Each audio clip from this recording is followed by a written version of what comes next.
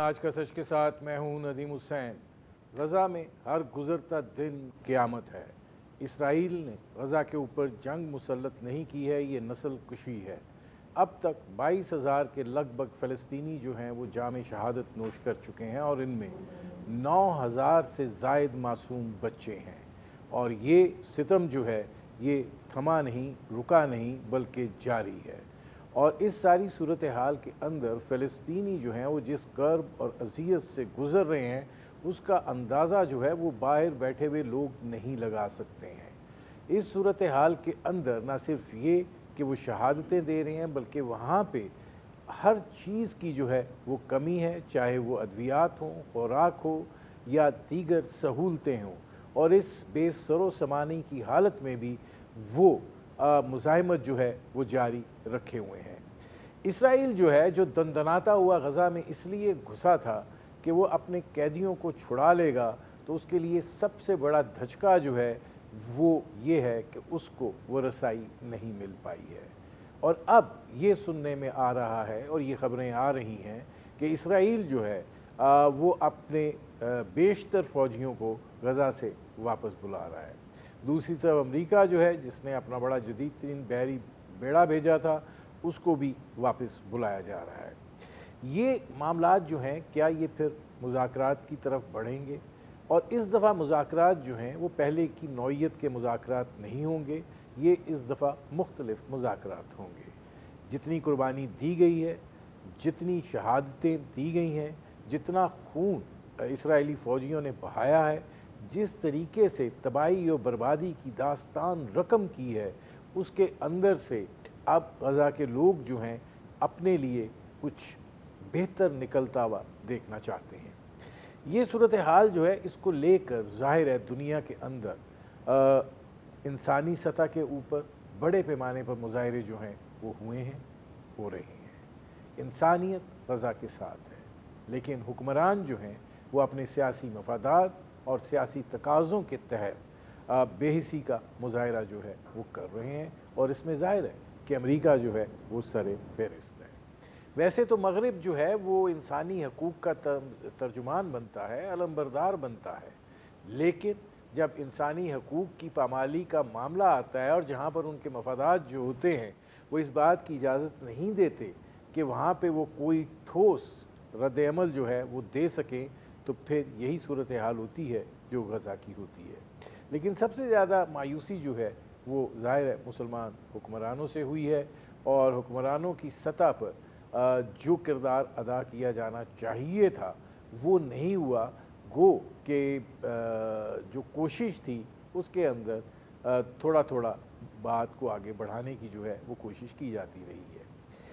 اب غزہ کی صورتحال کیا ہے، آگے کے معاملات جو ہیں وہ کیا ہوں گے، اور فلسطین جو ہے اس کے لوگ اب کیا دیکھ رہے ہیں اس قدر تباہی اور بربادی کے بعد، اتنی شہادتیں دینے کے بعد، خاندانوں کے خاندان اجڑنے کے بعد، اس پر کریں گے بات۔ میرے آج کی مہمان شخصیت جو ہیں وہ حماس کے ترجمان ہیں ڈاکٹر خالد القدومی۔ ڈاکٹر صاحب یہ فرمائیے گا کہ اگر میں آپ سے پہلے تو ذرا ایک عمومی جائزہ ذرا لیا جائے کہ اس وقت غزہ کی صورتحال جو ہے وہ کیا ہے اور کن مراحل سے اس وقت وہاں کے لوگ گزر رہے ہیں۔ بسم اللہ الرحمن الرحیم۔ تھینک یو آپ کا ندیم حسین صاحب۔ اگر یہ خلاصہ کے بتانا چاہتا ہے کہ کیا ہو رہا ہے، اس میں ایک انسانی پہلو ہے، اور اس میں دوسرا طرف سے ہمارا مجاہدین کا جو اچیومنٹس ہے۔ ہیومینیٹیرین کرائسس آپ کے سامنے ہے کہ 21,900 کچھ، یعنی جس طرح آپ نے فرمایا لگ بھگ 22,000 شہید ہے، ان میں سے 10,000 کے قریب ہے بچے ہیں، 6,600 کے قریب ہے عورتیں ہیں۔ دشمن ہمارا جو ہمیشہ کہ ہم دیکھتے میدان جنگ میں زیادہ آدمی شہید ہوتے ہیں، لیکن ہمارے کیس میں چونکہ ہمارا دشمن جلاد ہے، نسل کشی کے بیچے جاتے ہیں، وہ ہمارا مجاہدین کو سامنا نہیں کر سکے، جا کر بدلہ لیا ہے ان معصوم بچوں سے۔ مدارس ہے، مسجدوں کے چرچز ہے، ہاسپٹلز ہے، اور آپ امیجن کیجئے کہ ریفیوجی کیمپ کے اندر نقل مکانی والے لوگوں کے اوپر انہوں نے کہ ٹینکس کو چڑھانا ہے، خیمے کے اوپر. یہ چیزیں اس کے ایک واحد وجہ سے ہے کہ وہ اندر سے کرائسس میں ہے، بحران میں ہے. خود ان کے پاس کوئی جواب نہیں ہے اپنے عوام کو دینے کے لیے. آپ دیکھیں لاکھوں کی تعداد میں ابھی اسرائیلی نکلے ہوئے نتنیاہو کے خلاف ہے. خود کے اسرائیلی کابینٹ کے اندر، نتنیاہو کابینٹ کے اندر بہت ڈیپ شزم ہے اور اختلافات پیدا ہوئے ہیں، صرف اور صرف کہ ان کے پاس کوئی ایسے اچیومنٹ نہیں ہوئے، صرف اور صرف قتل اور خون ریزی کے ساتھ چل رہا ہے. ساتھ ساتھ کہ ہمارا مجاہدین نے جو واقعی دنیا کو سبق سکھایا ہے، دنیا کو زلزلہ کیا ہے کہ یہ اسرائیل، اس کے جو قتل و غارت ہے ہم اس کو ایکسیپٹ نہیں کرتے، اور اگر وہ ہمارا عواموں کو مار رہے ہیں ہم ان کے سولجرز کو بھی مار سکتے ہیں. اسرائیل کا کہنا ہے کہ ابھی تقریباً کوئی 5,000 اسرائیلی ہلاک ہو گیا، ان میں سے اکثر ان کی بقول 500 اسرائیلی سولجرز ہلاکت میں ہیں. جو میجر بریگیڈ ہے، غزہ بریگیڈ اسرائیلی آرمی کے اندر ہے، وہ تمام ختم ہو گیا ہے. جو جنرل نمرود گولانی بریگیڈ کا چیف ہے وہ ابھی قید میں ہے، مجاہدین کے ہاتھوں میں ہے. مرکافہ اسرائیل کے پاس ہے 600 مرکافہ، جس کی قیمت ہے مرکافہ جنریشن 4 ملین سے لے کر $10 ملین کا ایک مرکافہ. آپ نے 1/3 اسرائیلی مرکافہ کو تباہ کیا ہے، اور وہ کم توانائی کے ساتھ، کیونکہ آپ کے پاس رائٹ ہے، آپ کے پاس جسٹ ایشو ہے، آپ کے پاس اللہ کے ایمان ہے، اور ہمارا مجاہدین ہوشیار ہے، انہوں نے کافی پیش رفت کیا ہے. اچھا، اس میں ڈاکٹر صاحب یہ فرمائیے گا کہ اب آپ کو کیا لگ رہا ہے کہ یہ جو اب خبریں آ رہی ہیں کہ اسرائیل یہ بات کہہ رہا ہے کہ وہ اپنے بیشتر فوجیوں کو غزہ سے واپس بلا رہا ہے، اب لیکن وہ ساتھ یہ بھی کہہ رہے ہیں کہ یہ جنگ جو ہے یہ اس 2024 کا جو نیا سال چڑھا ہے اس دوران جاری رہے گی. یہ اب آپ کیسے دیکھ رہے ہیں کہ اس میں جنگ بھی جاری رہے گی اور مذاکرات بھی ہوں گے، یا کیسے یہ معاملات پھر آگے اس میں 2-3 پوائنٹ ہیں. دیکھیں، ایک تو کون کہہ رہا ہے کہ جنگ جاری رہے گی؟ نتنیاہو ہے، گینس ہے. ابھی کئی دنوں سے کہ مشترکہ طور پہ پریس کانفرنس آئے نہیں، ان کے جو اختلافات کی وجہ سے کہ یہ کچھ کہہ رہا ہے وہ کچھ کہہ رہے ہیں، ان کے پاس کوئی ویژن نہیں ہے. جاری رکھنا چاہتے ہیں تو پھر انہوں نے کیا جواب دینا ہے اپنے عوام کو؟ میرے نزدیک میں یہ جنگ کے خاتمہ سے ہی کہ اس کیبنٹ کا ٹوٹ جاتے ہیں، اسرائیلی کیبنٹ کا، اس کا انویسٹیگیشن ہوگا، اس کا یہ سوال جواب ہوگا اس گورنمنٹ کا، کیوں آپ نے اس جنگ کو کیا. دنیا میں اسرائیلی جو پوزیشن ہے، وہ جو ہیجمونی تھی وہ ختم ہو گیا 7 اکتوبر ہے کہ اس کا تہس نہس ہو گیا، کر دیا کہ مجاہدین نے. پولیٹیکل سطح پر ابھی وہ مائنارٹی ہے. آپ کو پتا کہ پرسوں ایلی کوہین ہے فورن منسٹر آف اسرائیل، ان کا یہ کہنا ہے کہ جنگ کا ضرورت ہی نہیں تھی اور اس جنگ کو روکنا چاہیے، اور یہ جنگ ہے کسی انڈیویجول انٹرسٹ کے لیے ہے. تو یہ موجودہ فورن منسٹر آف اسرائیل کہہ رہا ہے. جیسا کہ یہ پولیٹیکل اچیومنٹ اسرائیل کے ہاتھ میں نہیں ہے. ملٹری اچیومنٹ کیا اگر کہتے ہیں کہ جی وہ عام شہری کو شہید کیے، ہاں، لیکن جو انہوں نے یعنی کہ کتنا ہمیں نقصان دیا ایز اے ریزسٹنس وہ نہیں دیا. وہ ہم نے تو وہ ہمارا شہادت تو یہ آرزو ہے، لیکن جو ہمارا توانائی ہے اب بھی نیو ایئر میں ہم نے کہ اپنے طریقے سے اسرائیل کے خلاف، تل ابیب کے خلاف راکٹس چلایا ہے. کل رات کو اسرائیل کا آسمان ہم نے اس کو روشن کیا ہے راکٹس کے ساتھ ہے، اور یہ ہے ہمارا بچوں کے بدلہ کے لیے. اس میں یہ فرمائیے گا کہ آپ کو کیا مطلب مصر کے اندر بھی نیگوسیشن سٹارٹ ہوئی تھیں، وہ کیوں معنی خیز یا کوئی نتیجہ خیز جو ہیں وہ ثابت نہیں ہو پائیں؟ اسی لیے کہ وہ ایک تھوڑا سا کمپلیکیٹڈ سچویشن ہے. ابھی یہ جنگ آپ کے پاس ہے کہ ہم نے کسی وجہ سے لیجیٹمیٹ رائٹس کو واپس بلانے کا، دنیا جو ہے نا عالمی برادری ساکت ہے، منافق ہے، ہمارا حقوق کو واپس نہیں دیا، تو ہم نے یہ آغاز کر دیا. آپ نے ایک جواز کو، ایک ہدف رکھا کہ جی اپنا کوز کو دوبارہ برقرار لانا ہے اور اس کوز کی وجہ سے کسی پولیٹیکل سلوشن میں پہنچنا ہے. نیچرلی آپ کا دشمن تو آپ کو یہ کام آسانی سے تو نہیں دے گا، شہادتیں ہوں گے، قربانی بھی ہوں گے، ساتھ ساتھ کہ اگر انہوں نے پولیٹیکل گفتگو کی طرف جانا ہے تو کوئی اچیومنٹ ہونا چاہیے اس کے ہاتھ میں جو ابھی تک نہیں لیا. یعنی عرض کر رہا ہوں کہ جی اگر آج طوفان الاقصی بھی بند ہو جائے گا، یہ نتنیاہو کے عدالتوں کو سامنا کرنا ہی پڑے گا، لذا کہ یہ جنگ نہیں روکے گا.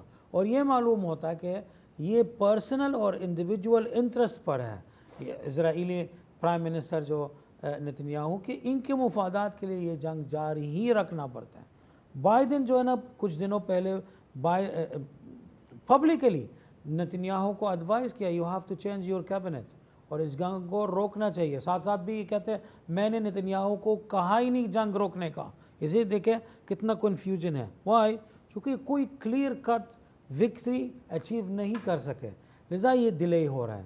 اور وہ جس طرح آپ نے اشارہ کیا ہے کہ جی یہ میڈیشن چل رہا ہے، گفتگو کی طرف ہے، ہم نے اپنے مصری دوستوں کو اور قطری دوستوں کو اپنے پروپوزل اور اپنے ویژن کو سبمٹ کیا. جنگ روکنے سے کے بغیر کوئی گفتگو نہیں ہوگا. جنگ روکے گا پھر بات کریں گے. دیکھیں ڈے ون سے ہم نے آفر کیا کہ یہ جو پریزنرز ہے اس کو ایکسچینج کیا جائے، ہم پولیٹیکل سلیوشن کی طرف لے کے جائیں، بلکہ کہ کچھ قیدیوں کو ہم نے کہا تھا کہ ہم ویسے رہا کریں گے وداؤٹ سواپ. لیکن یہ نتنیاہو چونکہ اس کے مفاد میں ہے ہی نہیں یہ بات، تو انہوں نے ایگری کیا. Even Netanyahu is not taking care of his own peoples, ان کے سوسائٹی کے انٹرسٹ کو بھی دیکھ بھال نہیں کرتے ہیں، وہ اپنے مفادات کے لیے جاتے ہیں. لذا کہ یہ جو پیچیدگی ہے اس کا وجہ یہ ہے کہ کرپٹ لیڈر ہیں اسرائیل میں اور اس کے اچیومنٹ کا نہیں ہو رہا. اور اس کی وجہ سے کہ ہمارا مجاہدین اور ہمارا عوام کا جو اسٹیڈ فاسٹنس، آپ کو پتہ ہے یہ نقل مکانی کا مین مقصد ہوتا ہے کہ غزہ کو خالی کرنا ہے. انہوں نے غزہ والے لوگوں کو کہا تھا کہ آپ شمال سے جنوب جانا ہے. بھائی 47% ہمارا کیجوالٹی میں سے وہ ساؤتھ کا ہے. یعنی اسرائیل کا جھوٹ بول کے لوگوں کو لے کے جاتے ہیں کسی جگہ پہ اور وہیں شہید کر رہے ہیں. آپ کو کیا لگتا ہے کہ یہ جو امریکہ اور مغرب کا نیکسس اسرائیل کے ساتھ تھا، وہاں پر جو اتنے بڑے پیمانے پر عوامی احتجاج ہوئے ہیں، وہ بھی بروئے کار آیا ہے؟ اور آپ کو لگتا ہے کہ اسرائیل جو ہے اس کے اوپر دباؤ بڑھا ہے؟ یہ کہنا شاید نامناسب ہوگا کہ وہ تنہا ہو گیا ہے، یا آپ سمجھتے ہیں کہ نہیں ایسا ہے؟ اسرائیل آئسولیٹ ہو گیا ڈیفینیٹلی. یہ دیکھیں ابھی پہلے ہم کہتے تھے کہ یہ پبلک اوپینین کا ویلیو نہیں. کیوں نہیں؟ بہت ہی ویلیو. آج امریکن پبلک اوپینین کی وجہ سے بائیڈن 5 میجر پروونسز میں الیکشن ہار گیا اور اس کے پارٹی بھی ہار گیا. تو تبھی جا کر بائیڈن نے پریشر ڈالا ہے ہیومینیٹیرین پاز کے ساتھ ہے. اور ہم نے دیکھا 7 days کا جو ہیومینیٹیرین پاز کا ہو گیا تھا، وہ تو اس کے وجہ سے پبلک اوپینین کا ہے.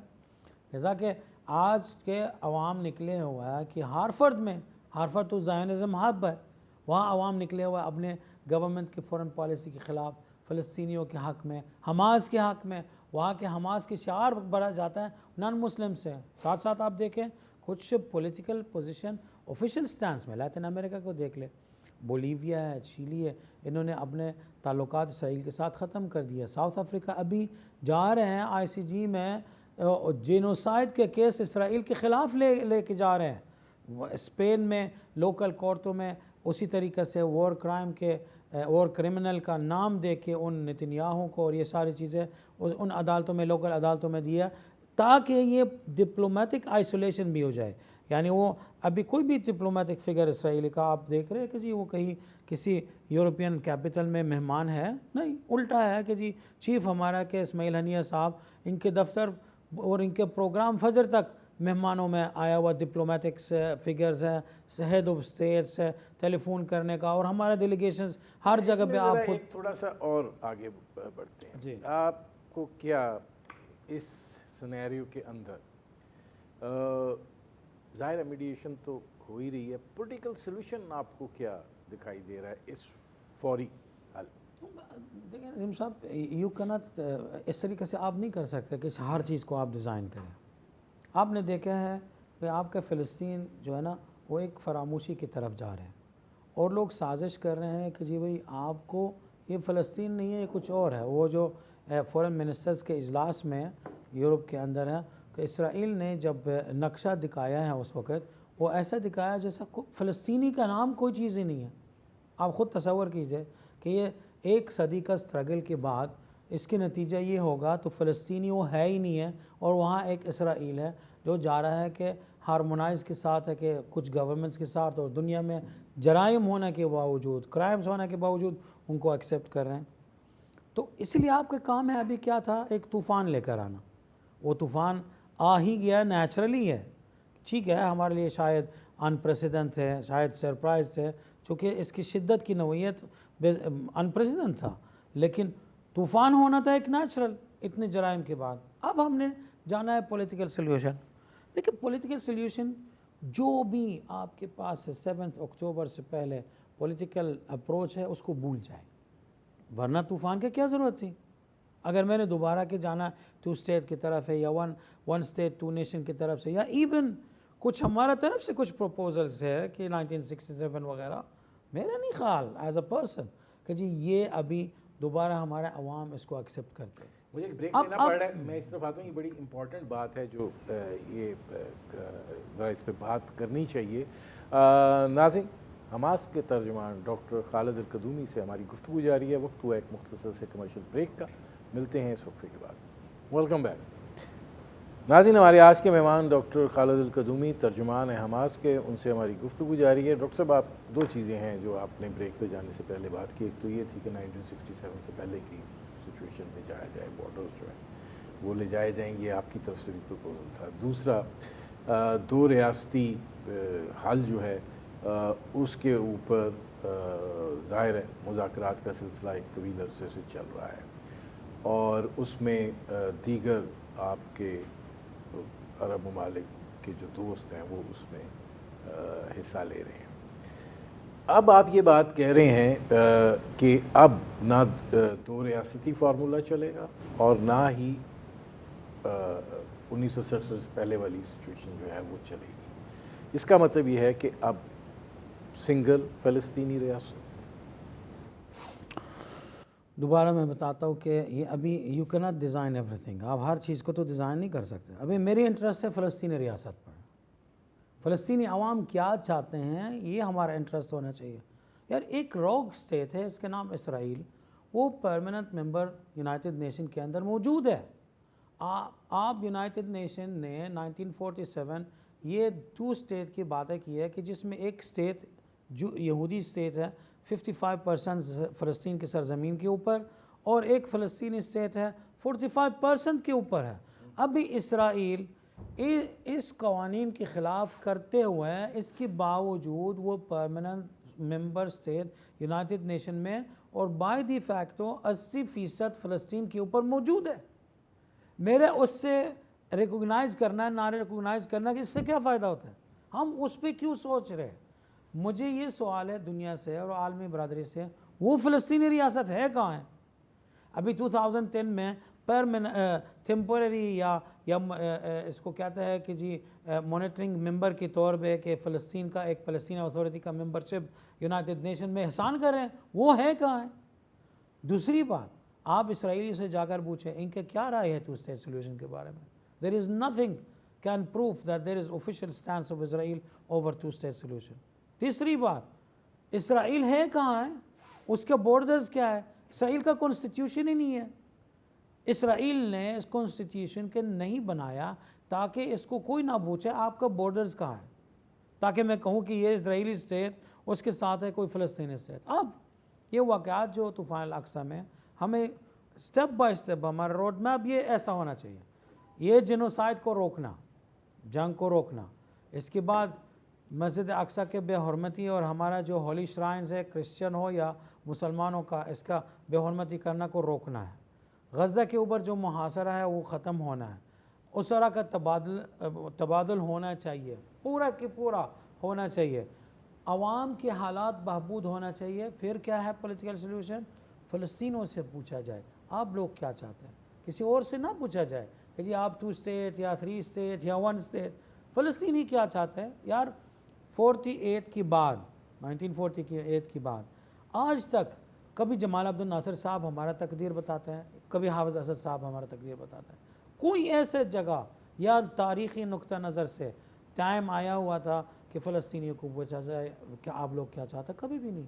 ہمیں چاہیے ابھی فلسطینیوں کو بتا دیں آزادی کا مطلب ہے کیا. ٹو اسٹیٹ بتانا سے پہلے ابھی محمود عباس ہے، جی بتائیں. میں نے کہا اب محمود عباس ہیں، اب فلسطینی اتھارٹی کو میں وہی عرض کر رہا ہوں، وہ کاش وہ ایک اسکوائر میٹر کے اوپر کوئی آزادی ہے. ابھی محمود عباس صاحب سے 1993 سے لے کر آج تک جب بھی انہوں نے رام اللہ سے عمان جانا ہے نیبر کنٹری میں، Israeli army has to check his aeroplane. وہ کون سا آزادی ہے؟ کون سے زمین ہے؟ شارون دنیا کو بتا رہا ہے کہ یہ اے اور بی اور سی کا زون جو ہے نا، یہ ایڈمنسٹریشن کے لیے. ویسٹ بینک میں جو باتیں کر رہا تھا اوسلو کے بعد یہ جو انہوں نے ڈیوائڈ کر دیا 18% کا جو ویسٹ بینک اور غزہ کا، یہ اے بی سی کا جو مرضی کا ہے، یہ اونرشپ آف دا لینڈ فلسطینی کو نہیں دے رہے ہیں ہم. یہ یہودا و سامرا it's an integral part of Israel. یہ آپ وہم میں ہے کہ جی ہم فلسطینیوں کو کچھ دے رہا. عرض کیا تھا کہ یہ جو ٹیمپرری ممبرشپ کو فلسطین کو دیا گیا، فلسطین اتھارٹی کو دیا گیا ہے اقوام متحدہ میں 2010، جو ہم نے سب نے کلیب کیا انکلوڈنگ حماس، چونکہ آخر میں ڈپلومیٹک اپروچ کو تو ہم اس کے خلاف نہیں ہے، پولیٹیکل اپروچ اس کے خلاف نہیں ہے، لیکن کوئی لاجیکل ہو یار. مجھے کوئی بتا دے یہ فلسطین ہے کہاں ہے جس میں میں اس کو ووٹ کروں، یا اسرائیل ہے کہاں ہے جو میں ٹو اسٹیٹ کے بارے میں بات کروں. It's a vague type of the agreements یار. نہیں وہ بات آپ یعنی ایک چیز کو یہ بات آپ کہہ تو رہے ہیں، لیکن گزشتہ 4 دہائیوں سے جو بات چیت ہو رہی ہے وہ بنیادی طور پہ 2 ریاستی فارمولے پر ہی ہو رہی ہے. کوئی فائدہ کوئی نہیں تھا. اب طوفان کی کیا ضرورت تھی؟ یعنی آیا آپ مجھے بتا دیں ابھی تقریباً 88 ڈیز ہے، 89 ڈیز ہے، ویسٹ بینک میں کوئی طوفان لگسا تھا؟ ہے ہی نہیں ہے. تو وہاں کیوں شہادتیں ہو رہی ہے؟ وہاں اسرائیل کیوں جا کر کے بی زون اور سی زون سے اور اے زون سے فلسطینیوں کو گرفتار کر رہے ہیں؟ یہ اسرائیلی they are not ready to pay the tax of the peace یار. امن کے لیے کوئی کچھ دینا کوئی کچھ دینا کو تیار نہیں ہے. لذا کہ وہ تاریخ ہمیں بتاتا ہے یہ جیت کو چھیننا پڑے گا آپ کو. یہ جیت آپ کو کوئی گھر بیٹھ کے گفٹ نہیں دے گا. اسرائیل از اے روگ اسٹیٹ، انٹرنیشنل لاء کے خلاف ہے، اقوام متحدہ کے قوانین کے خلاف ہے. اسرائیل کسی کو نہیں مانتے. وہ جناب اسرائیلی ایمبیسڈر یونائٹڈ اسٹیٹس میں ہمیشہ جاتے ہیں 10 پن کے ساتھ، کیونکہ جب بھی ریزولوشن آپ اس کے خلاف کرتے ہیں نا، وہ 10 پن کو ٹیبل میں رکھے اور وہ قرارداد ہے اس کو رپ کر کے اس کے اندر ڈال رہے ہیں. دوسری بات ہے اسرائیل کوئی ڈپلومیٹک پریشر فیل ہی نہیں کر رہے ہیں کہ جی رفح گیٹ کو بھی کھول جائے. 57 مسلم ممالک کا OIC میں ان کے اجلاس ہوا تھے. نتیجہ کیا تھا؟ جنگ رکا ہے. کوئی ہیومینیٹیرین ایڈز اندر فلسطین کے اندر صحیح طریقے سے 100 ٹرکس کیا ہوتا ہے یار؟ شرم نہیں آتی؟ مسلم امہ کا منیمل نیڈ ہمارا 17 ایئرز کے محاصرہ کے اندر غزہ کے 500 سے لے کر 600 ٹرک روزانہ. جنگ کے دوران اور جنگ کے بعد آپ نے 100 ٹرک رفح گیٹ سے گزارنا، یعنی انہی چیز کا لاجک ہی نہیں ہے. لذا میں یہی عرض کر رہا ہوں کہ آپ لوگ try to accommodate the narrative کہ جی ہم نے ملٹری فیلڈ میں ایک طوفان لے کر آیا. ابھی دنیا کو چاہیے کہ ایک طوفان لانا ہے کہ پولیٹیکل محاذ میں یہ کریٹیو تھنکنگ ہونا چاہیے. اس کا بیسک باٹم لائن کیا ہوگا؟ فلسطینی کچھ کہے. اس میں سوال یہ پیدا ہوتا ہے کہ اب آپ اس وقت جس سچویشن کے اندر موجود ہیں، ظاہر ہے کہ ایک چیز تو واضح ہے، اور وہ یہ کہ طاقت کے اظہار سے جو نتائج اسرائیل حاصل کرنا چاہتا تھا اس میں سے بنیادی چیز یہ تھی کہ وہ یہ دنیا کو یہ ثابت کر سکے کہ اس کی ملٹری سپریمیسی اس حد تک ہے کہ وہ آپ لوگوں سے اپنے یرغمالی جو ہیں وہ چھڑوا لایا ہے. اس میں اس کو آج کے دن تک ناکامی کا سامنا ہے. اب وہ ٹروپس کو بھی پیچھے ہٹانے کی بات کر رہے ہیں اور وہی کہہ رہے ہیں کہ اب یہ ایک سلو اینڈ کے اوپر جنگ جو ہے وہ جاری رہے گی اور ٹارگیٹڈ وہ سچویشن ہوگی. اس سارے پس منظر میں آپ کو لگتا ہے کہ آپ نے وہ کچھ حاصل کیا ہے اس سے جس کے نتیجے میں اسرائیل جو ہے وہ میز پر آنے پر آمادہ ہوگا، اور جو آپ نے سوچا ہے دنیا جو ہے اس موقف کے لیے آپ کا کچھ ساتھ بھی دے گی؟ تاریخ نے ہمیں سکھایا کہ یہ جو ڈپلومیسی اور پولیٹیکل سلیوشنز ہیں آپ کو کچھ نہیں دیں گے. آخر میں امریکہ کو ویتنام سے نکلنا ہے قتل و غارت کی وجہ سے. دا لاسٹ فرائیڈے ایک کولیکٹیو امریکن سولجرز کو امبوش کے ساتھ اس کو مارا گیا ہے اور وہ بھاگ گیا. اس کا مالی نقصان، سیکیورٹی نقصان کا ہوگر جو میجر ستون ہے اکانومی اور سیکیورٹی. آپ اس کو گوریلا ہوا ہے، ہم تو کنونشنل یا کلاسیکل آرمی تھوڑی ہے نا، گوریلا ایکٹیویٹی کر رہے ہیں. ٹارگیٹ ہمارے ہے کہ یہ جو ہمارا دشمن ہے اور اس کا آکیوپیشن ہے، اس کے آکیوپیشن کا جو خرچہ ہے، اس کے جو بجٹ ہے اس کو بڑھا دیں. $22 ملین اسرائیل کا ڈیلی خرچہ ہے جنگ کا. آج پہلے دفعہ اسرائیل ادھار لینا شروع کر دیا ہے، اور وہ بھی لوبیز سے، پرسنز سے، کیونکہ کوئی دینا کو تیار نہیں ہے کنٹریز میں، چونکہ دیر از نو ریزن فار دس وار.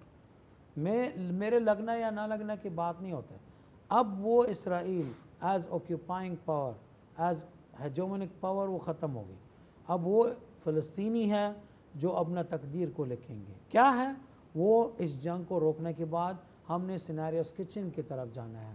ہم نے کیا کرنا ہے، کیا اپنا ہاتھ سے کریں گے، اور ہمیں کوئی مدد کیا ہی نہیں ہے، نہ آج مدد کرنا. یہ اس کو امپلیمنٹ کرنا تھوڑا سا، چونکہ ہمارے امت ہے انفارچونیٹلی یا مشرق نشین، they are obsessed with defeat. ہمیشہ کہ وہ یہ سوچتے ہیں ہم کیسے جیتیں گے، ہم تو ہار ماننے کے لیے اس دنیا میں آیا ہوا. ایسے نہیں. ہمارے لوگ اور غزہ میں ہونے والے جوان جو ادھر ہے، جو ربلز کے نیچے، ملبے کے نیچے آ کر الحمدللہ کا لفظ پڑھتے ہیں، یہ لوگ انہوں نے ڈیسائیڈ کیا، انہوں نے عزم کیا کہ آزادی تک ہم پیچھے نہیں ہٹیں گے.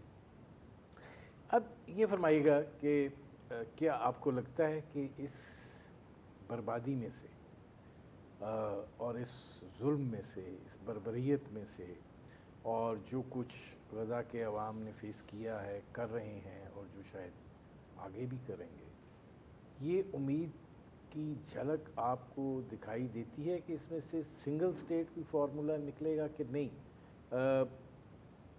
کچھ کمپرومائزز کرنے پڑیں؟ نہیں، دو تکوں میں ہے. ایک ہوتا ہے نا، ابھی عرض کیا ہے، دیکھیں دیر آر ماڈلس دنیا میں ہے انٹرنیشنل ریلیشن کے ساتھ، جیسے چائنا اور ہانگ کانگ، دونوں مستقل ریاستیں ہیں لیکن ایک دوسرے کو ریکوگنائز نہیں کرتے. مصر اور اسرائیل 50 سال نیبر رہے ہیں، لیکن مصر اسرائیل کو ریکوگنائز نہیں کیا. جا کر 78 میں انہوں نے ریکوگنائز کر دیا اور کیمپ ڈیوڈ کی طرف جا کر کیا. اس لیے ہم نے ابھی جو یہ بات کرنی ہے، اسرائیل نابود کرنے کی بات جب ہم کرتے ہیں، ہم پولیٹیکل انٹیٹی کی بات کر رہے ہیں، کولونیل پاورز کی بات کر رہے ہیں، جو انٹرنیشنل لاء خود ہی بتا رہے ہیں ہمیں. انٹرنیشنل لیجیٹیمیسی ہمیں ریزولوشنز ہمیں بتاتے ہیں کہ جی یہ کولونیل پاور ہے. ایک واحد occupation power second world war میں جو رہ گیا ابھی، وہ اس کے نام اسرائیل. ہم اس کو کیوں برداشت کریں گے؟ ابھی فی الحال یہ جنگ رکے گا، ہمارا حالات پابود ہو گیا. دوسری بات ہے ایک سلیوشن آئے گا جس میں مشترکہ طور پہ فلسطینی موومنٹس اپنے لیے ایک ریاست بنائیں گے، ایک گورنمنٹ بنائیں گے جو انتخابات کی طرف چلے جائیں گے، اور ایک مستقل فلسطینی ریاست بنا دیں گے. اس طرف کون ہوگا؟ اسرائیل ہے، جو بائی دی فیکٹ جو ہم اس کو ریکوگنائز نہیں کر رہے. وہ اس کو ڈیل کرنا وہ بات کی بات ہے. ابھی جنگ کے نتیجے ہے یہی فلسطینی کا ایک پولیٹیکل انٹیٹی جو انڈیپینڈنٹ ہوگا انشاءاللہ. آپ یہ کہہ رہے ہیں کہ دوسرے لفظوں میں کہ فی الوقت اس جنگ کے نتیجے میں اگر آپ کو اسرائیلی چھتری سے آزاد جگہ مل جائے جس میں آپ اپنی حکومت بنا کر آزادی سے رہ سکیں، تو یہ مطمع نظر ہے فی الوقت. فی الوقت ہے کہ جس کا کچھ فریم آف ریفرنس بھی ہے. یعنی انٹرنیشنل طور پہ جب 1967 والے علاقہ کو آکیوپیشن کی طرح نام دے رہے ہیں، اور وہ کہہ رہے ہیں کہ ادھر ایک فلسطینی ریاست ہونا چاہیے، اب ہمیں بتا دیں وہ فلسطینی ریاست کدھر ہے؟ آخر میں آسمان میں تو نہیں ہے. There is something physically on the ground, کوئی جیوگرافی ہونا چاہیے. ہم یہ کہتے ہیں کہ جی بھائی ابھی مشترکہ طور پہ فلسطینی عوام ڈیسائیڈ کر رہے ہیں کہ جی بھائی ابھی ہمارا فلسطینی ریاست 1967 بارڈرز کے اوپر ہوگا، فرض کریں تو ہم وی ول گو فار دیٹ. لیکن اس کے ساتھ ساتھ یہ نہیں ہوگا اسرائیل کو تسلیم کرنا ہے کہ باقی حصہ میں 80% ہم اسرائیل کو تسلیم کریں. کیوں؟ اسرائیل اس ظلم و ستم کو پورے فلسطین کے اوپر کر رہے ہیں, صرف غزہ اور ویسٹ بینک کے اوپر نہیں ہے. فلسطین کے فلسطینیوں کا ہے. اسرائیل کا ایک گرین اس کا رائٹ نہیں بنتا فلسطین کا نہر تا باہر سے تک. لیکن ہم کہتے ہیں کہ for the sake of the یعنی جس کو کہلاتا ہے کہ جی ہم نے حل کو نکالنا ہے نا, تو فلسطینی عوام آج تک ان کو پتہ نہیں ہوتا کہ آزادی کا مطلب کیا ہوتا ہے, انڈیپینڈنس ہونا کا مطلب کیا ہوتا ہے. نہ ہمیں کبھی کوئی سفارت خانہ ہے جس میں پرچم لہرانا ہے. اور اب آپ ابھی بھی 2005 سے اسرائیلی غزہ میں نہیں ہے, مگر غزہ کے اندر نا وہ ہمارا کہ ماہی گیری ہوتا ہے, تو وہ آپ کو صرف 6 مائلز دے رہے ہیں جس میں آپ فشنگ کر سکتے ہیں. 6 مائل کے بعد آپ کو اسرائیلی فورسز ملے گا. یہ کون سی آزادی ہے؟ کون سے اوسلو, کون سے پیس پروسیس ہے؟ یہ ہوتا تب اگر آپ نے کوئی انڈیپینڈنٹ اسٹیٹ جہاں آپ کے ایئرپورٹ ہو, جہاں آپ کے لائف ہو, جہاں آپ کے ایمبیسیز ہو, جہاں آپ کے واقعی کوئی ایسے پولیٹیکل انٹیٹی جس سے فلسطینی عوام فیل کرتے ہیں کہ جی بھائی میں کوئی انڈیپینڈنٹ ملک میں جس کے نام فلسطین ہو. اینڈ دیٹ از ٹیمپرری, کیونکہ دوسرے طرف سے ہم اسرائیل کو تسلیم نہیں کر رہے. اس میں ایک اور صورتحال بھی تو ہے نا ڈاکٹر خالد صاحب کہ فلسطین جو ہے ظاہر ہے کہ جس صورتحال سے گزر رہا ہے وہ بڑی افسوسناک ہے, لیکن کچھ ریالٹیز بھی ہیں, اور وہ یہ ہیں کہ آپ کی ڈپینڈنس جو ہے وہ ساری عرب ممالک اور عرب سپورٹ پہ ہے. ہرگز. کس نے یہ بات کی؟ آج تک عرب ممالک نے ہمارے لیے کچھ کیا گورنمنٹ کے طور پہ آفیشیل لیول پر؟ آپ نے دیکھا کوئی جنگ لڑے ہیں کہ اسرائیل کو نکالا ایز این آکوپیشن فورسز؟ ہم نے طوفان کو کیوں کرنا تھا if we want the armies of the Arab countries؟ وہ عرب کنٹریز ابھی بھی خاموش ہیں. ہم بھی ابھی بھی آپ کو کہہ رہے ہیں ہم اس سے ڈیمانڈ نہیں کر رہے, ہم ان سے کوئی آرمی کے انٹرونشن کی ضرورت نہیں ہے. آپ آرام سے بیٹھے رہے. آپ نے کچھ قراردادیں پاس کی, منظور کی ہے, اس پہ عمل کرنا, اس سے علاوہ نہیں. وہ کہہ رہے فرض کہہ رہے وہ کہہ رہا 2 اسٹیٹ سولوشن, اسرائیل کو بھول جائے. یہ 1 اسٹیٹ جس کا نام فلسطین ہے جو آپ کہہ رہے ہیں اس کے ساتھ ہے اسرائیل ہے, وہ ہے کہاں؟ یعنی یہ چیز گفتگو کے لیے کہ اب تو ایکسیپٹ نہیں کر سکتے ہم. آپ کو لگتا ہے کہ میں پھر یہ سوال اس لیے پوچھ رہا ہوں کہ آپ کو لگتا ہے اس سچویشن میں سے آپ کو کم از کم یہ مقصد آپ کا حل ہو جائے گا؟ دیکھیں میں یہی عرض کر رہا تھا یہ ٹائم کنزیومنگ ہے. ابھی سب سے پہلے مرحلہ کہ ابھی جو قربانیاں ہوا ہے اس کا کوئی ثمر آنا چاہیے. وہ ثمر ہوتا ہے کہ وہاں کا زندگی کا کچھ الگ ہونا چاہیے. وہ ذلت بار زندگی ہے جو 7 اکتوبر سے پہلے نہیں. بھائی 7 اکتوبر سے پہلے ہر اسرائیلی سولجر کے سامنے 150 سے لے کر 300 فلسطینی شہید ہوتے تھے, یہ کسی طوفان لگ سکے بغیر. اب پھر بھی عوام دیکھ رہے ہیں کہ قربانیوں میں کچھ لذت ہوتا ہے کہ آزادی کی طرف ہر ایک اسرائیلی کے سامنے صرف 5 فلسطینی شہید ہوتے ہیں, اور وہ بھی سولجر اسرائیلی ہے. یہ بھی آپ نے دیکھنا. یہ اچیومنٹس ہے پولیٹیکل لیول پر, ملٹری لیول پر, ڈپلومیٹک لیول پر, نیریٹو کی سطح پر جو آپ دیکھ رہے ہیں. اس سے کیا نتیجہ نکلتا ہے؟ یہ تو کہ میں تھوڑا سا آسان کر دوں گا چونکہ ابھی تک وہ لوگوں کے ذہنوں میں ہضم نہیں ہوتا. یہ جو لیجنڈری آرمی اسرائیل کو آپ نے کدھر غائب کرنا ہے؟ اس کو سمندر پہ پھینکنا؟ وہ امریکہ اس کے پیچھے ہے اور پتہ نہیں کہ کوئی اس کے پیچھے. دیکھیں اسرائیل 1948 میں مغربی طاقتوں نے بنایا تاکہ وہ انہوں نے اپنا انٹرسٹ کو سنبھالنا ہے ہمارے خطے میں, ہمارے ریجن میں, کیونکہ نیو کولونیل دور آیا ہوا ہے جس میں اسمارٹ پاور یوز کرنا ہے جو جوزف نائے نے ہمیں سکھایا تھا, جس میں ٹینک کا کردار نہیں ہے. تو یہ جو اسرائیل انہوں نے اس وقت بنایا اپنا انٹرسٹ کو محفوظ کرنے کے لیے, یہ اسرائیل نہیں رہا. یہ اب اسرائیل ایک مورل بوجھ بن جاتا ہے کہ مغربی طاقتوں کے اوپر. بہت شکریہ ڈاکٹر خالد القدومی صاحب. ناظرین آپ نے ڈاکٹر خالد القدومی کی گفتگو سنی. وقت ہوا ہے ایک مختصر سے کمرشل بریک کا. بریک سے جب واپس آئیں گے تو بات کریں گے کہ آج سپریم کورٹ آف پاکستان میں جو تاحیات نااہلی کیس ہے اس کی سماعت ہوئی ہے, اور اس میں بڑی دلچسپ چیزیں جو ہیں وہ نکل کر سامنے آئی ہیں, ان پر کریں گے بات. ملتے ہیں اس وقفے کے بعد.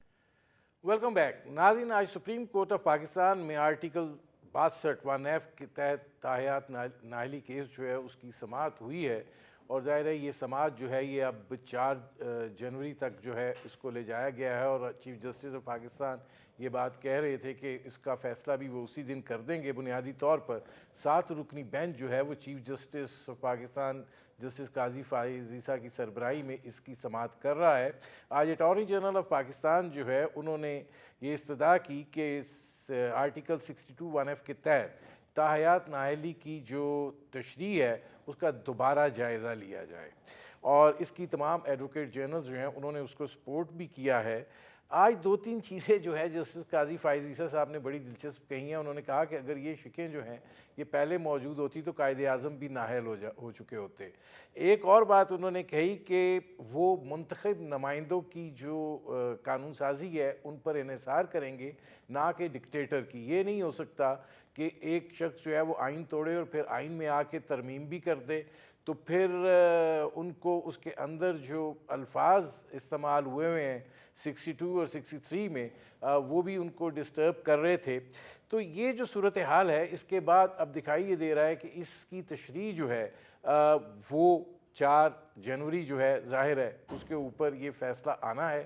یہ ایک دلچسپ معاملہ ہے، اور دیکھنا یہ ہے کہ اس حوالے سے معاملات کس طرح آگے بڑھتے ہیں۔ لیکن جو اس پہ بات ہوئی ہے اس پر بات کرتے ہیں۔ ہمارے ساتھ موجود ہیں جسٹس ریٹائرڈ شائق عثمانی صاحب، ممتاز ماہر قانون ہیں۔ ہمارے ساتھ موجود ہیں عرفان قادر صاحب، سابق اٹارنی جنرل رہے۔ عرفان قادر صاحب، میں اس لیے آپ سے پوچھ رہا ہوں کہ آج اٹارنی جنرل صاحب نے بھی استدعا کر دی کہ جناب عالی اس تشریح کا ذرا آپ دوبارہ جائزہ لے لیں۔ جسٹس منصور علی خان کہہ رہے تھے کہ اگر کوئی قتل کر دے، کوئی اور جرم کر دے تو وہ واپس آ سکتا ہے، لیکن یہ جو چھوٹے چھوٹے معاملات ہیں اس کے اوپر تاحیات نااہلی جو ہے یہ اس کا کیا تصور ہے؟ تو آپ کو تو یاد ہوگا جسٹس ثاقب نثار کی سربراہی میں جو بینچ تھا اس نے یہ ساری صورتحال جو ہے وہ کی تھی، تو آپ کو کیا لگ رہا ہے اس وقت ایک مخصوص حالات تھے، اب جو ہے اس میں سوچ مختلف ہوگی؟ اس میں ہو یہ رہا ہے کہ سپریم کورٹ کا جو غلط فیصلہ تھا، اور جو کہ منطقی اعتبار سے، آئینی اعتبار سے اور لیگل انٹرپریٹیشن کے ہر اصول کے اعتبار سے جو کہ بالکل خلاف آئین تھا، اس کے بارے میں ججز جو ہیں وہ تھوڑے سے بڑی گارڈڈ لینگویج یوز کر رہے تھے۔ حالانکہ میں سمجھتا ہوں کہ اس طرح کے فیصلوں کو فوری طور پہ رد کر دینا چاہیے۔ اس کی وجہ یہ ہے کہ یہ فیکٹ ہے کہ کانسٹیٹیوشن میں تاحیات نااہلی کا کوئی اس طرح کا کانسیپٹ نہیں ہے، اور جہاں پر کہ معاملہ ہو ڈسکوالیفیکیشن کا یا پینلٹیز کا یا کسی کی کنوکشن کا یا سزا کا، تو وہاں پہ اسپیسیفک پروویژنز اگر نہ ہوں تو پھر عدالتوں کو یہ اختیار نہیں ہے کہ وہ اپنے پاس سے وہ ڈسکوالیفیکیشن جو اس کی میعاد مقرر کر دیں خود ہی۔ اس طرح کے تو ایریاز میں جانا ہی نہیں چاہیے، اور اسی لیے پاکستان کا آئین جب آیا سن 73 میں تو اس کے بعد یہ پروویژن غالباً آیا تھا 8th امینڈمنٹ کے بعد 85 میں، تو 85 سے لے کے تو یہ جو آزاد عدلیہ جس کو کہتے ہیں، ان کے آنے کے بعد یہ معاملے سارے شروع ہوئے، یعنی کہ 85 سے لے کے تو کوئی 2010 تک، یعنی 25 سال تک تو یہ معاملہ تقریباً سائلنٹ رہا۔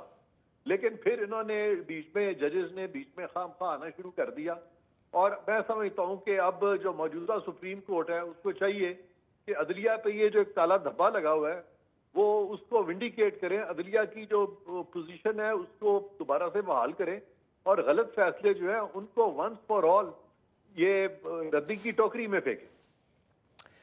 شائق عثمانی صاحب، آج جسٹس قاضی فائز عیسیٰ صاحب نے یہ بات بھی کہی کہ ہم نہیں چاہتے کہ کسی کو یہ احساس ہو کہ یہ ایک خاص پارٹی کے لیے جو ہے وہ معاملہ ہے، اور جو بھی اس میں لوگ شامل ہیں ان سب کو جو ہے اس میں شامل کیا جائے۔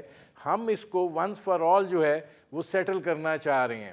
تو اب یہ جو 5 رکنی بینچ تھا جس نے یہ تاحیات نااہلی کا فیصلہ کیا تھا، اب 7 رکنی بینچ ہے، تو آپ کیسے اس کو دیکھ رہے ہیں؟ نظر ثانی ریویو کیا؟ دیکھیے یہ ذرا مشکل ہے، یہ جو عرفان قادر صاحب نے کہا ہے وہ تو صحیح ہے کہ ہماری جو پچھلی بدقسمتی سے پچھلے چند سالوں میں انہوں نے ایسے ایسے فیصلے کیے ہیں جس کو دیکھ کر کے انسان کو تعجب ہوتا ہے۔ बहरहाल वो अपनी जगह पर, लेकिन जो कानूनी चीज़ मेयार वो ये है कि एक फैसला हो गया था और वो 5 रुकनी बेंच का साकिब निसार साहब की, वो फैसला यकीनन मेरी नज़र में तो सही नहीं था, लेकिन बसूरत वो हो गया था। अब जब वो हो गया तो फाइनलिटी तो होती है सुप्रीम कोर्ट की जजमेंट, तो अब जब फाइनलिटी हो गई उसकी, तो अब उसको चेंज करने का क्या तरीका है, मेन इशू अब ये है। उसके बाद अब आपने देखा है जो प्रैक्टिस एंड प्रोसीजर्स एक्ट जो लेके पार्लियामेंट आई और उसमें उन्होंने कहा कि 5 साल होगी सज़ा इस चीज़ की, तो इस वजह से अब ये देखना ये है कि वो प्रैक्टिस एंड प्रोसीजर एक्ट जो आया है उसमें जो 5 साल लिख दिए गए हैं, क्या वो उस पर हावी होगा जो सुप्रीम कोर्ट की जजमेंट होगी, ये चीज़ अब इस बेंच ने फैसला करना है उसको। तो ये एक टेक्निकल चीज़ है जिसको वो फैसला करेंगे वो, और अब किस तरह से देखेंगे, कैसे देखेंगे, मेरी नज़र में तो बसूरत जो कॉन्स्टिट्यूशनल जो प्रोविजन होती है उसकी इम्पोर्टेंस जो है ऑर्डिनरी कानून से ज़्यादा होती है, और ऑर्डिनरी कानून क्या कॉन्स्टिट्यूशनल प्रोविजन में जो इंटरप्रिटेशन हो गई है सुप्रीम कोर्ट की, क्योंकि सुप्रीम कोर्ट के पास पावर्स हैं तो कॉन्स्टिट्यूशन को वो इंटरप्रेट कर सकती है, तो क्या वो उस पर हावी होगी, ये देखना है। लेकिन इसमें शाइक उस्मानी साहब, मैं ये जो आपने बात की है, मैं इस पर ही आपसे सवाल पूछ लूँ कि एक तो आज अटॉर्नी जनरल ने कहा है कि वो इलेक्शन एक्ट की हमायत करेंगे, ये तायद करेंगे क्योंकि ये वफाक का बनाया हुआ कानून है। दूसरा, प्रैक्टिस एंड प्रोसीजर एक्ट में ये बात तस्लीम कर ली गई कि कानून साजी करना जो है वो पार्लियामेंट का हक है, आप उसको नहीं रोक सकते हैं। और आज जो समाअत हुई है उसमें भी जो अहमियत है वो पार्लियामेंट और पार्लियामेंटेरियंस को दी गई है। तो आपको क्या लगता है कि ये फिर उस तरफ जाएगा जहाँ पे पार्लियामेंट की जो सुप्रीमेसी है उसको तस्लीम किया जाएगा, या कैसे देख रहे हैं? देखिए, मैं यही तो आपको दिखाने की कोशिश कर रहा था कि इलेक्शन एक्ट में जो अमेंडमेंट आई है और इलेक्शन एक्ट में उन्होंने उसको 5 साल कर दिया, तो ठीक है वो अपनी जगह पर है, लेकिन क्या वो जो सुप्रीम कोर्ट की इंटरप्रिटेशन थी आइन की उस शिक की, उस पर हावी होगा कि नहीं होगा, ये एक फैसला अभी करना है सुप्रीम कोर्ट ने, और जब वो फैसला हो जाएगा तो उस पर बहुत से फैसलों का उस पर असर पड़ेगा। तो ये एक बड़ा क्रूशियल डिसीजन होगा, और उस डिसीजन का इंतज़ार है कि ये जो बेंच नई बनी है वो क्या फैसला करती है। तो इससे ये कहना कि गलत या सही वो अपनी जगह, लेकिन ये एक टेक्निकल चीज़ है जो कि फैसला करना है सुप्रीम कोर्ट। अब इरफान कादर साहब, जो शाइक उस्मानी साहब बात कर रहे हैं कि बड़ा मुश्किल है ये मरहला और ये फ़ैसला करना कि क्या इसकी होगी और तरीक़ाकार क्या होगा, आपको लगता है कि ये मसला होगा और ये अहमियत का हामिल इसलिए भी है कि इसने बहुत सारे फ़ैसलों पर असरअंदाज होना है? देखिए, मैं बहुत बड़ा फ़ैन हूँ शाइक उस्मानी साहब का, और इनकी गुफ्तगू हमेशा बड़ी नपी तुली होती है, बैलेंस्ड होती है, और गालिबन मैं अपना नुक्ता नज़र या मतमा नज़र इनको उस तरह से समझा नहीं सका जो मैं बात करना चाहता हूँ। मैं सिर्फ ये कहना चाह रहा हूँ कि ये जो 5 जजेस का फैसला था वो कोई आइन की तशरीह नहीं थी, वो आइन की वायलेशन थी। आइन की तशरीह एक चीज़ है, आइन की वायलेशन दूसरी चीज़ है। और एक और ज़रूरी बात मैं आपकी वसातत से, प्रोग्राम की वसातत से ये बताता चलूं कि आईने पाकिस्तान जो है वहां पे कहीं नहीं लिखा हुआ कि जो तशरीह अदालत करेगी वो फाइक होगी, बल्कि अदालत की जो तशरीह करने का जो दायरा इख्तियार है वो भी महदूद है।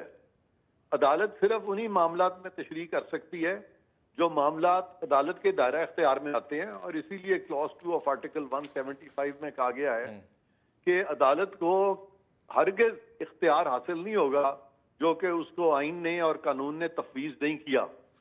और दूसरी बात यह है कि सारे आइन में कहीं नहीं लिखा हुआ कि इन मामलात की जो आइनी मामलात हैं सिर्फ अदालत तशरीह करेगी, और अदालत की तशरीह जो है उन लोगों पे भी लागू होगी जो कि उस केस में पार्टी नहीं है, या हुकूमतों पे भी लागू होगी।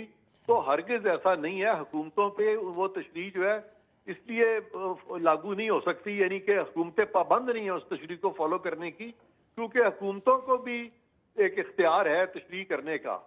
और रूल्स ऑफ बिजनेस में और قانون میں اگر کہیں لکھا ہوا ہے تو وہ یہ لکھا ہوا ہے کہ حکومت جو ہے وہ تشریح کرے گی قانون کی، لیکن کسی اسٹیچوٹ میں اور کسی بھی کانسٹیٹیوشن میں یہ نہیں لکھا ہوا کہ عدالت جو ہے وہ تشریح کرے گی. اور یہاں پہ جو آج جو باتیں ہوئی ہیں جس میں کہ چیف جسٹس صاحب نے بھی یہ فرما دیا کہ پارلیمان کو ہم نہیں کہہ سکتے کہ آپ قانون بنائیں. ایٹ دا سیم ٹائم جو پارلیمان نے قانون بنایا ہے الیکشن ایکٹ میں، وہ جو ترمیم کی گئی ہے، وہ قانون چیف جسٹس کے اپنے ریمارکس تھے آج کے، وہ تو کہیں چیلنج ہی نہیں ہوا. نہیں اب اس میں عرفان قادر صاحب سن لے یار ایک، جی میں صرف یہ کہہ رہا ہوں کہ جو رائج الوقت قانون ہوتا ہے اس کو سپریم کورٹ سٹرائک ڈاؤن کر سکتی ہے. یہاں پہ میں شائق عثمانی صاحب کے ساتھ ہوں، اس کو سپریم کورٹ سٹرائک ڈاؤن کر سکتی ہے، لیکن جب بھی سٹرائک ڈاؤن کرے گی تو قانون کی کسی شق کو سامنے، آئین کی کسی شق کو سامنے رکھ کے سب کانسٹیٹیوشنل لیجسلیشن کو سٹرائک ڈاؤن کرے گی. فی الحال وہ رائج الوقت قانون ہے، اس کو کسی نے سٹرائک ڈاؤن نہیں کیا، تو لہذا یہ کویسچن ہی نہیں ہے کہ وہ قانون جو ہے وہ آئین سے متصادم ہے کہ نہیں ہے. وہ قانون اس وقت رائج الوقت قانون ہے اور کوئی بھی فیصلہ جو ہے وہ اس کے تابع ہوگا اس قانون کے. اور اگر اس قانون کو آپ نے ریٹروسپیکٹیولی اپلائی نہیں کرنا تو پروسپیکٹیولی تو وہ اپلائی ہوگا. اب شائق عثمانی صاحب پہلے آپ سے پھر یہی سوال میں، چونکہ عرفان قادر صاحب نے اس پہ بات کی ہے، ان سے کروں گا کہ اٹارنی جنرل یہ بات کہہ رہے ہیں کہ جب تک عدالتی فیصلے جو ہیں وہ موجود ہیں تو تاحیات نااہلی کا ڈیکلریشن جو ہے وہ رہے گا. اور دوسری طرف جو چیف جسٹس صاحب ہیں وہ یہ فرما رہے ہیں کہ الیکشن ایکٹ لاگو ہو گیا، کسی نے اس کو چیلنج نہیں کیا. تو اب یہ عدالتی فیصلے نے مسترد ہونا ہے یا کیا ہونا ہے؟ دیکھیے میں نے تو یہی تو آپ سے پوائنٹ آؤٹ کرنے کی کوشش کی، اتنا آسان نہیں ہے کہ جس طرح عرفان قادری صاحب کہتے ہیں، میں ان سے ایگری کرتا ہوں کہ وہ بالکل غلط فیصلہ تھا جو ثاقب نثار صاحب نے کیا، لیکن اب مطلب یہ ہے کہ اس کو چینج کیسے کرنا ہے. دیکھیے جس طرح انگلینڈ میں تو کوئی کانسٹیٹیوشن نہیں، تو انگلینڈ میں یہ ہوتا ہے کہ اگر کوئی گورنمنٹ کوئی فیصلہ کرتی ہے یا کچھ ہوتا ہے تو اس کو، یا کورٹ کوئی فیصلہ کرتی ہے اور وہ اس کو گورنمنٹ جو ہے قانون بنا کر کے اس کورٹ کو رد کر سکتی، اس فیصلے کو رد کر سکتی. یہ تو اکثر ہوتا رہتا ہے انگلینڈ کے اندر. لیکن ہمارے یہاں چونکہ کانسٹیٹیوشن ہے اور ہمارے یہاں ایک پروسیجر بنایا گیا ہے کہ کانسٹیٹیوشن کی چیزیں لکھی ہیں، تو کانسٹیٹیوشن کے امینڈمنٹس جو ہیں اس میں جو پروویژنز ہیں اس کو قانون کے تحت چینج نہیں کیا جا سکتا. کیا انٹرپریٹیشن جو کی گئی ہے کسی جج حضرات نے، کیا اس میں انٹرفیئر کر سکتی ہے کورٹ کہ نہیں کر سکتی ہے؟ میرے خیال میں ایسے موقع پر تو کر سکتی ہے، جہاں تک میرا ویو ہے. جہاں پہ کہ وہ سراسر یہ غلط چیز ہے، جس کا کہا گیا کہ بھئی اگر کوئی قتل کر دیتا ہے تو ٹھیک ہے وہ اس کے لیے سزا ہوتی ہے، لیکن جو اگر کسی نے کوئی پیسے نہیں دیے یا ڈیکلریشن نہیں دی تو اس کو ساری زندگی کے لیے آپ نے وہ نااہل کر دیا، وہ تو بالکل غلط ہے.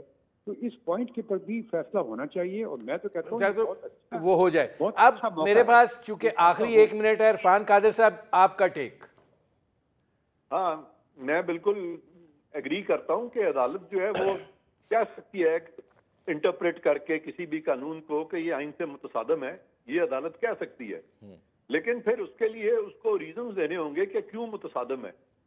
ابھی تک چونکہ کوئی ریزن دیا نہیں گیا، اور اس سے پہلے جو ایک تشریح، جس کو تشریح کہا جاتا ہے، وہ چونکہ آئین میں پرووائڈڈ نہیں تھا تاحیات نااہلی، تو وہ کورٹ کی طرف سے آیا تو کورٹ نے ری رائٹ کیا کانسٹیٹیوشن کو. تو کورٹ کانسٹیٹیوشن کو ری رائٹ نہیں کر سکتی. ہاں کورٹ سٹرائک ڈاؤن کر سکتی ہے کسی بھی قانون کو، اس منطق پہ کر سکتی ہے کہ وہ آئین کی کسی شق سے متصادم ہے، لیکن پھر وہ آئین کی شق جو ہے اس کو کوٹ کرنا پڑے گا. بہت شکریہ شائق عثمانی صاحب، بہت شکریہ عرفان قادر صاحب. ناظرین آپ نے ہمارے پینل کے شرکاء کی گفتگو سنی، اب تک کے لیے اتنا ہی، اجازت دیجیے، اللہ حافظ.